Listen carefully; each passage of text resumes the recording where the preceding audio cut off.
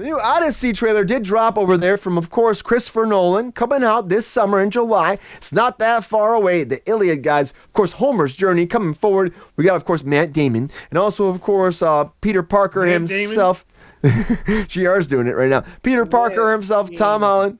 What a big cast, guys. What a big cast. The only thing I loved about this, when I heard about this, was like Matt Damon told his wife that he was going to stop acting for a while, and he told her, like, I'll only come back as if Christopher Nolan asked me to actually do something. Then the phone rang, and Nolan's like, I want you to star in the Odyssey. And he's like, I'm sorry, I got to go away for like 5 months and go shoot the Odyssey. Hilarious, horrible, and great all at the same time. So the trailer did drop for the Odyssey. Let's watch it, guys. Here's the trailer for the Odyssey. 2026 Kruse Cup. You're true.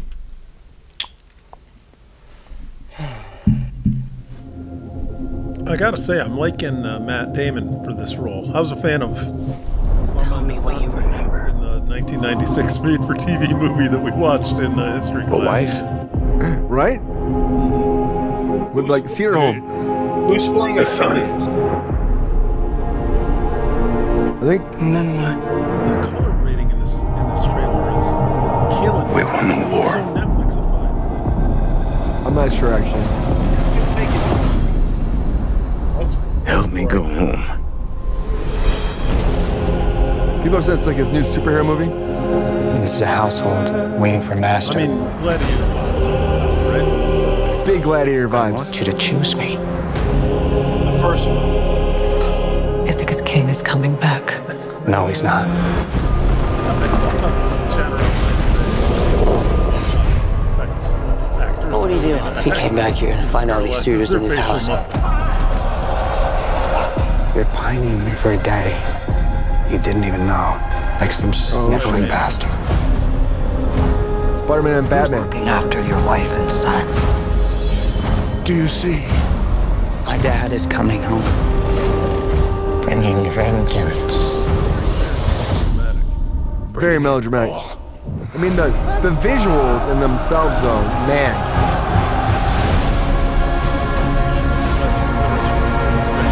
This is so Gladiator right here. I need everyone at this party dead. I can still save them.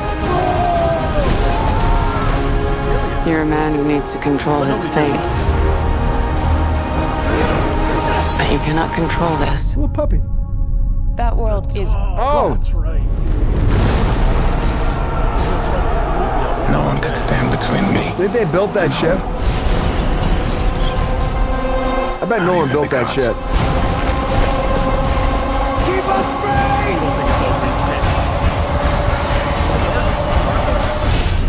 green screen. Right? I think it's asleep. Matt Damon. Oh man, so that's got to be the Cyclops, right? Yeah, 100%. 100% the Cyclops. Angelina Jolie, Beowulf adaptation from a decade and a half ago, maybe. Queen says it's gonna bomb. I don't know if this will bomb. I mean, I feel like what was the budget on this? You know?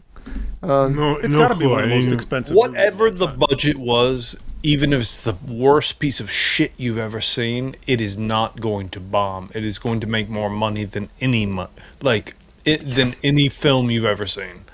You know, Because people are going to go watch it. Luke, do you think this is gonna be big? You think that people are gonna go out to see it? I mean, it's a big theatrical Yes. experience. They actually bought out pretty much all the IMAX theaters for this. It was shot in IMAX. Whole thing shot in IMAX too. That's cool. Which In like that special kind of IMAX that you have to be Christopher Nolan to do. he actually changed the game with this. They actually made new text like you shoot the whole movie in IMAX. Every frame is IMAX. They spent $250 million, which is typical Nolan style. I remember when we were doing The Dark Knight Rises, they give him like I think it was like $200 million. He shot for $150. So like he always shoots kind of under budget. And something like this you would think would be like Nolan, it'd be like James Cameron doing like $500 million or something like that. $250 million. Honestly, Luke, this could be massive. They're going to make money. They're going to. I don't know who everyone is. Do you trust Christopher Nolan to put out a good movie? Yes. Says everyone on the planet, right? Like everyone on the planet does. I'm not saying that we have to kneel to him with our fealty, or like we don't actually have, but I'm saying he's gonna remember it's just a movie as well. Yeah. It's just a movie. And when we get down to brass tacks, we have to say, this man is just entertaining us. He's entertaining us, and it's going to be good. And I think it will. And I want to be stunned. I really do. I want to be shown something I've never been shown. But that's silly. Like, I'm just excited to see a good film. I want it to be written well, like a book is written well. And you say, I don't like the content of it, but it is written well. And I think that's what we're going to say about this film. I feel like we will too. Like, he really wanted to do this for a long time. Tenet, Queen, yeah, Tenet. I wasn't a big fan of Tenet. That's my one Nolan film. I was like, what the hell is happening right now? But, people love Tenet. People still love Tenet. But I think this is very, the story's known. We've known the story for, there's a lot of history behind this. So I feel like people that are history buffs will watch this. But I also feel like people will come on just because it's Nolan. I think they will. And honestly, I will tell you overall, Nolan's a great guy, guys. I will say that multiple times. Worked multiple movies with him. He's intelligent. He gets it. He has that narrative in his mind. He knows how to be cut from every shot. He's actually shooting it. He'll cut. Like a lot of people out there will shoot like, you know how it goes, Luke. They'll shoot like, let's say like, you got this one shot, it's a close-up of you, right? They'll shoot the whole scene, everything, right? Nolan won't do that. Nolan will cut and like, that's all I need from your close-up. Like, what? I'm not going to use that anymore. Just that one part I need. He's got to edit in his mind. He's a filmmaker's filmmaker, and it makes me excited about this because I love this story. It's never been shown the right way, I don't think. He knows what he's doing. He really does. Yeah, but I see what you're saying, as in he sees that little piece and he grabs it and then he puts it over here and then it makes the final cut. Yeah. Like he has the director brain. That's it. I think he does. He really does. I think that what he's doing right now, I don't know, Mike, do you believe the chat is going to be terrible, or do you believe Luke that's going to be great? I understand the fear, Brian and chat, because it is a hyper ambitious project that they've been hyping for 5 years now, for a long time. And maybe you guys are right about not you, Luke, although I think you're right too about a different thing. People think that it's not going to get butts in seats. I think it will get butts in seats because spectacle is the thing that makes me get off my couch these days, honestly. And that's kind of all that Hollywood is giving us, or what they want from us, and why they have these massive, crazy budgets. I don't know about the domestic market, but the thing is, when you take a foundational piece of the Western canon like this, it's just the themes are very archetypical and they translate. And for a movie like this, that means that potential for a global box office, which is actually where I see this succeeding the most. So I think that it'll get most of its returns overseas, and it'll be translated into every language on the planet. And I think that just because you're using such, they say, writers say primal themes, such basic things that everyone can understand, like motivators of family and your dog. Like look at John Wick, for example. That's actually, I'm sure we'll see that more about the dog, and as we get more trailers of this. And a dog. I was like, "Where's a dog?" But that stuff is going to work for audiences around the world, and people wanna see a piece of this. I think so too. I mean, they spent. I know Gladiator II conversation will come up too, because they spent $310 million on Gladiator II. It made like 400 and it sucked. 460 it made, so it lost money, Gladiator 2. But Gladiator 2 also, like, I feel like they were trying to reboot something that didn't need to be rebooted. You know what I mean? And Odyssey is a story that we haven't really seen on the big screen before in this way. And I think that's what's different from Gladiator. I think. I mean, like, I do think that, I wasn't super stoked about Gladiator. I was like, okay, like, how do you do it without Russell Crowe and without being, that story, that narrative just worked, And also, that Russell Crowe had the whole idea about Gladiator 2 where it was like a time traveling thing, where he was going to come from a different dimension and come in there. That's what it was going to be. That was what the chatter was for years and years before it ever happened. Yeah. And like, how do you do that with Gladiator, though? You know what I mean? You just don't do it. It doesn't work. You're not going supernatural with it. They made a big problem with Gladiator 2. Two kings. That was a dumb thing. They should have had one person as the emperor, one person in charge. They had the dual emperor thing, and then like, I don't know. It just was. It was okay. It's on Netflix here in Europe. I gotta check it out. But I haven't checked it out yet. So that I just watched it this past week, and it's okay. Did you love it? I didn't love it. I actually had to immediately go and watch the first one the next day. Well, here's the. Well, the second one sucked, Brian. I wanted to understand what wasn't happening in the second. As a filmmaker, I had to go look, and I said, "Oh, they're both supposed to be good, right?" No, they're not. And I watched the second one, and I just had to stop because it just didn't. Didn't resonate. It's supposed to be a book. It reads well or it doesn't, and it didn't. Even though there was great things in it, it just didn't read well for me. And then I went back and watched the first one, and I was like, oh. This was a great book. The second one, right? They took their time in the first. Yeah. Joaquin wasn't in the second one. That's a problem. Joaquin is great. Well, He's got so much screen presence. Even actor-wise, they had great actors in the second one. They really did. And it's like, no, you're supposed to be able to do this. And it's like, I watch it and I'm like, no, it doesn't work for me, at all. And then I watched the first one. I'm like, oh, this does. And it's not because the actors are doing anything different. They're all great. But there's something about the flow. I think when you put money ahead of everything, which is what they do all the time, especially with something like this, that you lose it. You lose it. Yeah. And Queen said sharks in the Coliseum. I know they did that apparently back in the day, but it's weird. When you watch it on screen, like sharks, it feels like you're jumping the shark. You know what I mean? They had Arthur Fonzarelli come out on his jet skis. Motorcycle and his freaking, you can pull, he was jet skis, right? That would be funny. Yeah. Yeah, I mean, but also, like, even like Russell Crowe said about that movie, he's like, the first one, they tried so hard for his character Maximus to be sleeping with the Queen or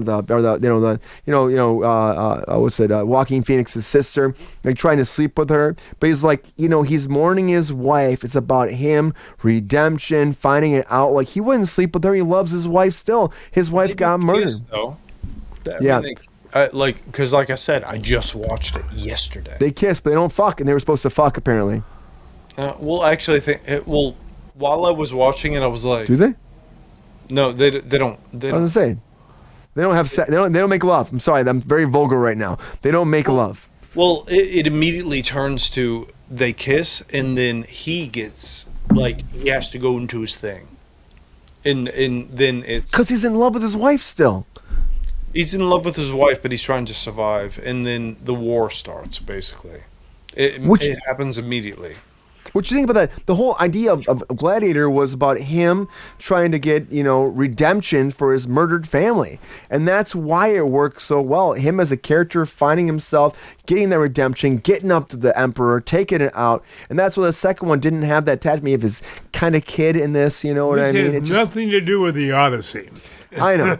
But also the Odyssey isn't, here's where I go though, GR, going to you now. Like the Odyssey has this whole built-in tale that's been throughout generations, right? Generations kind of told, generation of generation.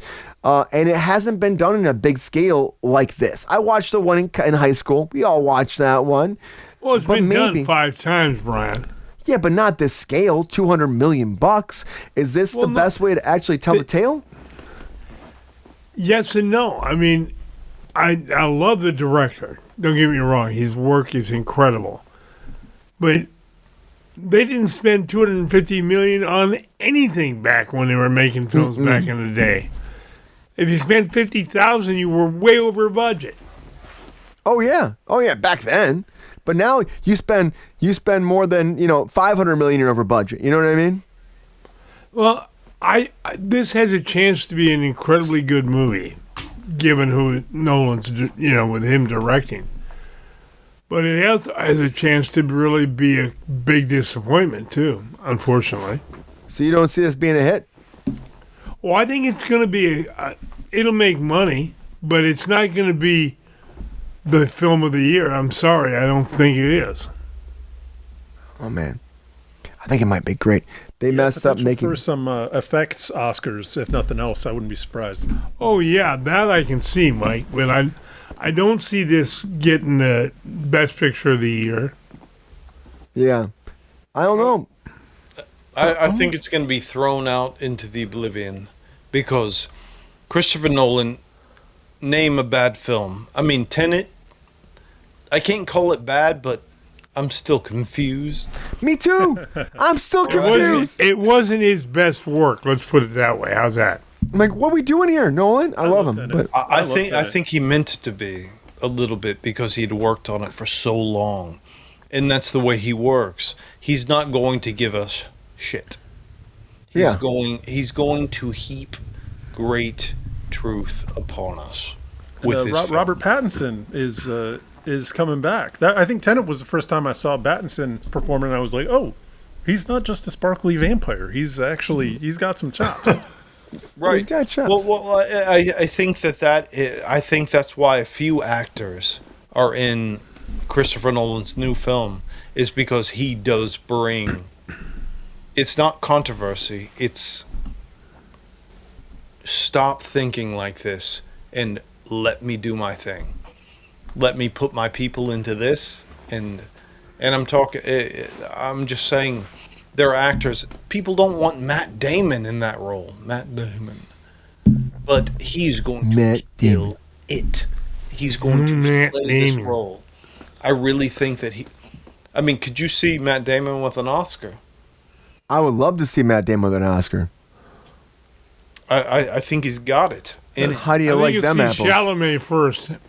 I don't know. How do you like them apples, GR? I feel like it would be great to see Matt Damon get his due diligence or his due justice for everything he's done. You know?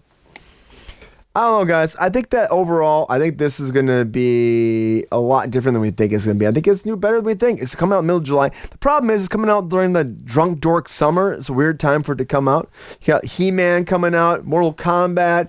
You got, you know what I mean? It's a drunk dork summer, Mike. That's what this summer is. Drunk dork summer. That's what I keep saying. It was good. Yeah, it's a drunk dork summer, guys.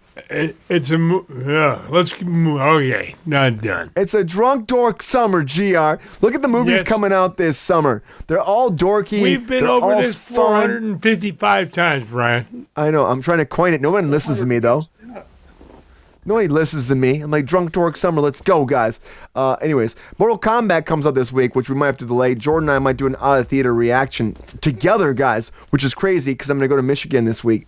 I go tomorrow. But I'm excited for this. I hope it does well. I know people are saying flop. I hope it doesn't. I love Nolan. I always wish him the best. I think he's a great human being. I think he has the best intentions to do a masterpiece, everything he does. And I hope this is. If it's not, I applaud him for trying because the Odyssey is a big, big undertaking. It really is, guys. We'll see. It's coming, guys. Peppy, we need to talk, dude. Yeah, GR. I know I give you a hard time, but it's for the good of the show. Yeah, you do, but I want to talk to you about something really important. Spit it out! We need to get the word out to people to like and subscribe to Kruse Control. And join our Patreon. Yeah, you see how we working together now? That's some teamwork shit. Teamwork makes the dream work. I'll team up with you on this, but our feud is far from over. Okay, whatever. We'll see how long this lasts. Nothing lasts forever, like my Snickety Snacks, which you told me you were going to buy, but I don't see a bag of Snickety Snacks over there on the table. Where they at? Where they at? Peppy, let's get back on track. The show. You are 100% right. So, Everyone out there. Please like and subscribe. And if you have a little extra cheddar, please make a donation so that Pep Star can fill up his snack cabinet and get some Crocs too. I gotta keep my paws from burning up on that hot ass pavement. GR, don't ruin this moment. Please like and subscribe. It helps us with the algorithm and it costs you nothing. Thanks for watching the show. Thank you.